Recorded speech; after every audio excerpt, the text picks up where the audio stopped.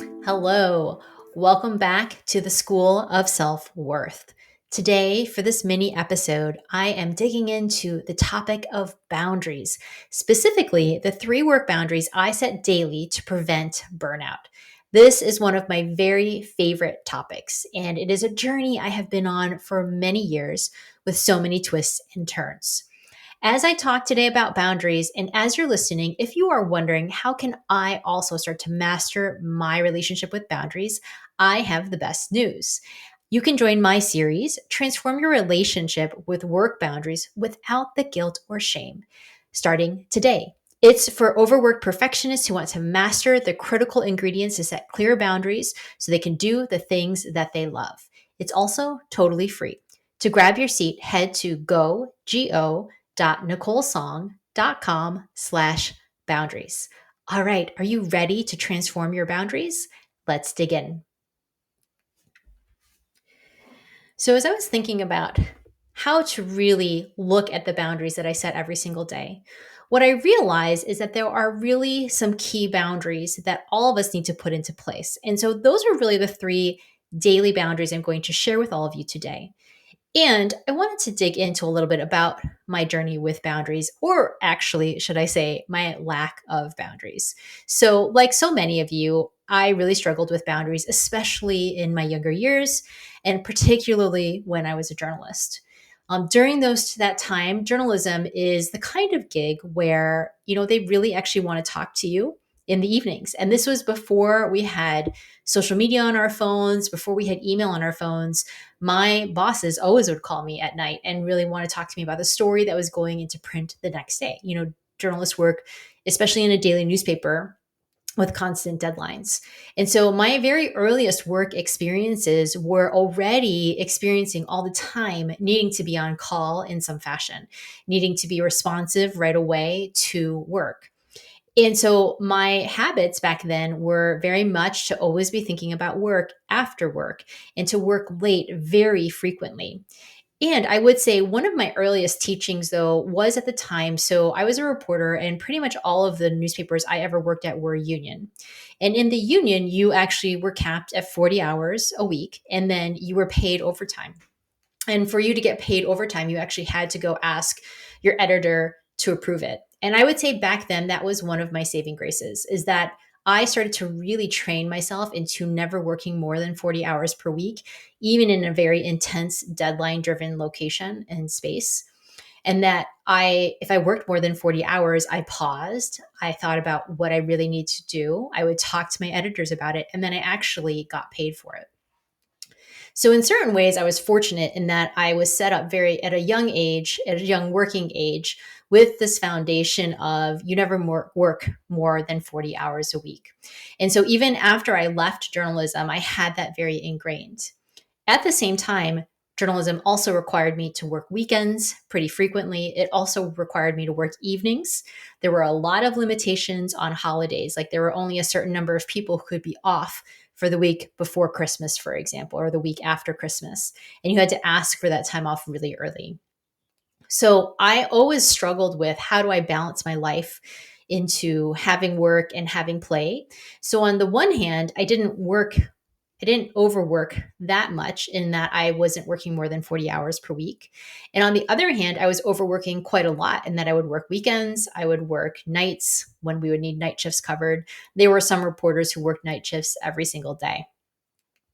So during that time, I didn't have any understanding of boundaries. I didn't understand that you could have them. I didn't understand the idea of getting off at a certain time every single day because journalism was so unpredictable. And really, at that time, because my self worth was so deeply tied and so entrenched with my identity as journalist, I didn't actually even care or try to remove myself from work or have any boundaries with work. And then when I got into yoga, it actually got worse in certain ways because yoga teachers are really beholden to the schedule of the studios that they're teaching at. And so I found during that time, I really struggled with really even having time off. Like the first year that I was teaching yoga full time, I think I had Tuesday off because the best times to teach yoga were on the weekends. That's when you had the biggest classes and then most people would show up. So during that era, when I really started to get clear on being exhausted, I was exhausted at a certain time if I would teach more than 3 classes per day. I had to actually experience that exhaustion consistently before I started to set in boundaries around what time I worked. The longer I taught yoga, the more boundaries I actually started to set. And as I got into relationships where those people had pretty traditional work schedules of Monday to Friday, I started to get really clear that I actually didn't want to work on weekends. And for the longest time, the only class I took was Saturday at 8 a.m. I taught that class for years. And then I finally gave that class up only a couple of years ago. So I share all of this because boundaries are such a long journey for all of us, and they are also ones that continue to flex and to change. And now I'm in a position with my own business where I can set my own hours. And even for those of you who are listening, you're like, oh, she owns her own business, like she can set her own hours. I promise you, there are still a lot of demands on my time and what people want from me. And I have found that the stronger and clearer I have gotten, the more I have really started to understand that boundaries are an act of love for myself. They're also an act of love for my clients and for the people in my life, my family, my friends.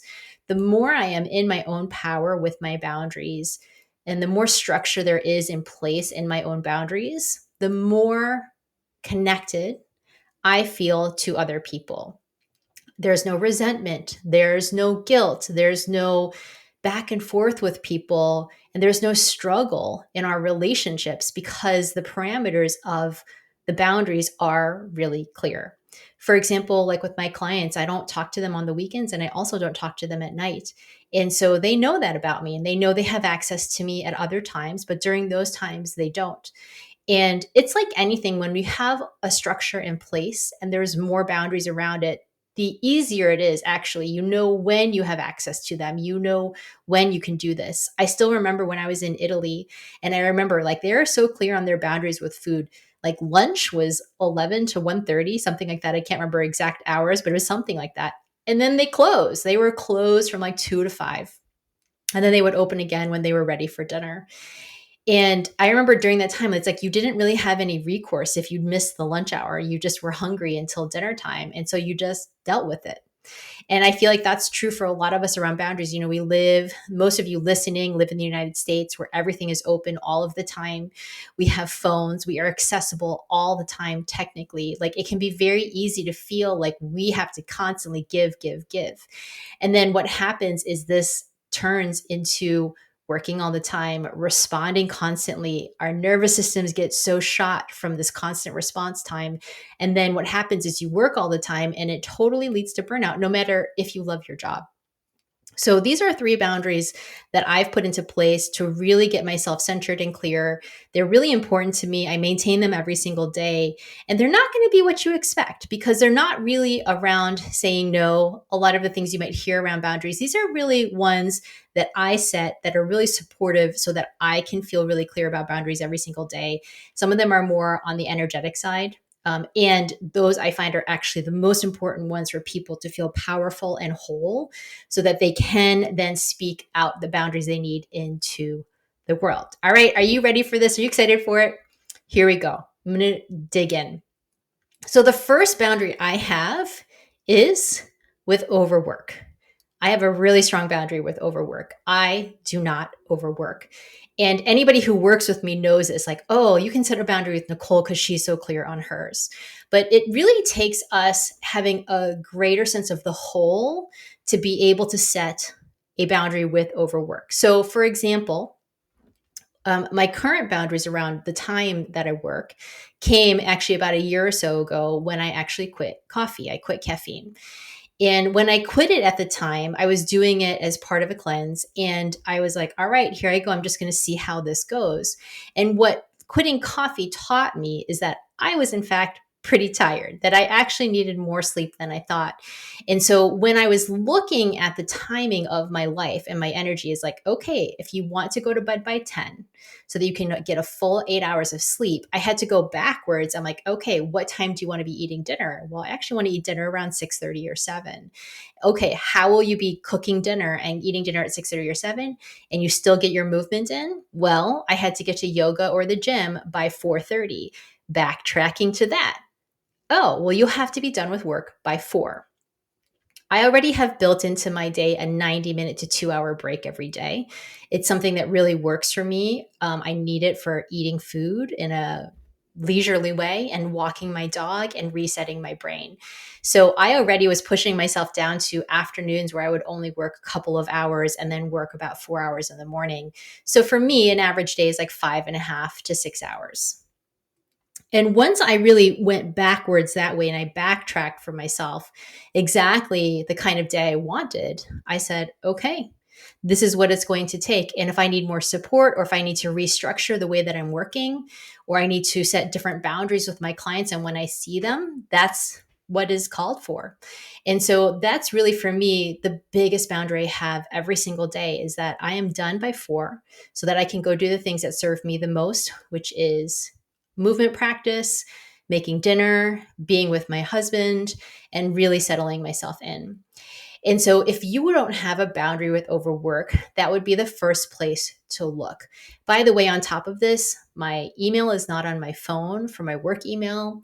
I do not work in the evening. I do not open my computer at night. So, my boundary with work is pretty strong in the evening. Evenings are for me, weekends are the same. Weekends are for me. All right. So the second boundary that I have to prevent burnout is I have a boundary of defining myself and my self worth with my job. What does that mean? So I have a boundary between who I am and my work. I am super passionate about my work. If you hadn't noticed, those of you who have been listening regularly already, those of you who are coming in to join me, I love what I do. I get to support high achieving career women in fulfilling their purpose. It is the most gratifying job I have ever had. I love running my own business. All of this is so fulfilling for me. And I have a very strong boundary between who Nicole the human is and my job. My job does not define who I am. My job is something that I do. My job is something that I love. I love serving. I feel very in my purpose with my work. And I'm also really clear that who I am and my purpose is multi-layered. It's multifaceted. It includes my partnership with my husband. It includes my friends. It includes my family, my communities, all of the things that I do. It's the studios that I go practice yoga at. It's the place where I go to the gym. It's all of the different pieces of my life. And more than that, even all of those pieces don't define me. That who I am, Nicole, is whole. Who she is travels with her everywhere that she goes. And it's not dependent on anything that I do or what other people say about me, that I am really crystal clear on who I am. And when I maintain that clarity on who I am, I can now have that boundary with being defined, my self worth being defined by anything external. And I am talking anything external: work, family, emotions, anything that's going on with other people or circumstances or events. Those do not define who I am. And I maintain that boundary very strongly. And sometimes I have to check myself on that, because if I am going into that place of, oh, like outsourcing my self worth to my job by the outcome of how something is going at work, that's when I have to put this boundary back in place, because those are the kinds of things, by the way, that lead us to overwork, that lead us to people pleasing, it leads us to perfectionism. Those are all the pieces that are at the heart of why so many people struggle with their boundaries. So this more clarity that you can get on yourself, independent of anything else that you're doing in your life. And we also live in a culture, by the way, that teaches us that our self-worth is defined by what we do and all of the external things that are happening in our life. And your job is to really do the work to come back in and maintain for yourself your self-worth independent of that. And so that's a lot of the work that we do in the Transform Your Relationship with Work Boundaries series. It's a lot of the work that I do with my clients in Your Clear Calling and my course, because it is so important for us to understand who we are so that we can have really strong boundaries on top of it. Okay, so the third boundary that I set for myself to prevent burnout is I have a boundary with having a bad day. What does that mean? So everybody has bad days sometimes, myself included. You have a day where it was kind of rough. You may have gotten an email that really unsettled you. You may have gotten news at work that isn't positive and that kind of stressed you out. You might be having stress in your relationships, the people you love the most. You might be experiencing stress because they're experiencing stress. And so there's so many things that can bring stress into our lives. Maybe you have some vacation plans that fell through that you were really excited about, or, a friend you were supposed to see, just like that's not working out. So there's a lot of different reasons we can potentially have a bad day. Something is coming in that is making you just feel like, I can't take it anymore. And I've heard that a lot for people, especially with the pandemic.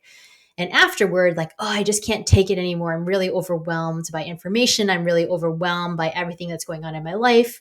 I can't get a hold of my calendar and get everything straight.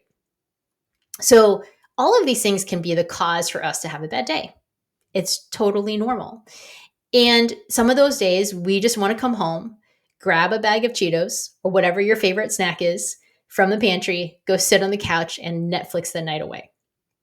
And you're just like, I'm in it. I'm just in it. I'm just going to eat my snack. I'm going to eat my crunchy, delicious snack.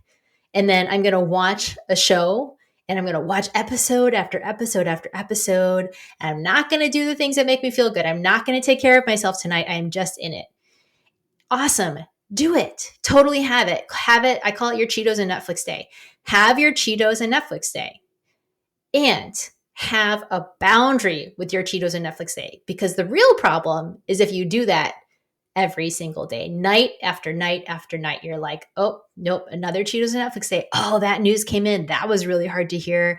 I didn't get the promotion I expected, or whatever. I didn't get the praise from my boss that I was hoping for. Netflix and Cheetos, Netflix and Cheetos. Having a boundary with having a bad day is one of the most essential things you can do. Allow yourself to have the bad day, and then put an end to it and say, okay, the next day, tomorrow, I'm going to take care of myself. Tomorrow, I'm going to do the things that support me. Tomorrow, I'm going to take a walk. I'm going to get a nourishing meal, or maybe some takeout that feels really healthy and good for me. And I am going to go to bed early. I'm not going to while away Netflix, because I know what Netflix does. It makes you go to bed late. So I am going to have a boundary with my Cheetos and Netflix day. I'm going to allow myself to have it. And then the next day, I'm going to pick myself back up. So that boundary I have all the time, because again, all of us have bad days. All of us have days where we feel challenged. And can you say, I'm going to put a stop to this today? So what you can do is start to say, which of these boundaries can I bring in for myself? Which boundary can I do? The boundary with overwork, the boundary with your self-worth being tied to your work, or the boundary around having a bad day. And really starting to get clear and firm with yourself. Like, I'm not going to allow any of these things to take over today. I'm going to start to work to set that boundary and put that one into place. Because when you start to set these types of boundaries, that is honestly going to help you feel more rested. It's going to give you more space and time to do the things that you love. It's going to give you back that feeling of being grounded and in your own power. And when you have those things, that is when you can be so effective in the world. You're more productive. You're more alive and energized. You're having more fun with your life. And those are all things I know that I value and I really care about. And that's my priority over getting work done or being accomplished or successful. Like, I would much rather have my whole life feel really balanced and full than being dedicated to any one thing. So try today to really bring in one of these boundaries and just pick one. Pick one and say, okay, I'm going to chip away today at one of these boundaries and set those into place. And then go and try and set one with the next one. And then if you're wanting more support, join my Transform Your Relationship with Work Boundaries series. In it, we really go through the main mistakes that successful women have when it comes to work boundaries. We learn the critical ingredients it takes for overworked perfectionists to put boundaries into place so that you can truly have time and space for the things that you want to be doing and to feel like your life is about more than your work. So make sure you go grab a seat in that series. It's go.nicolesong.com/boundaries. And I will see you inside.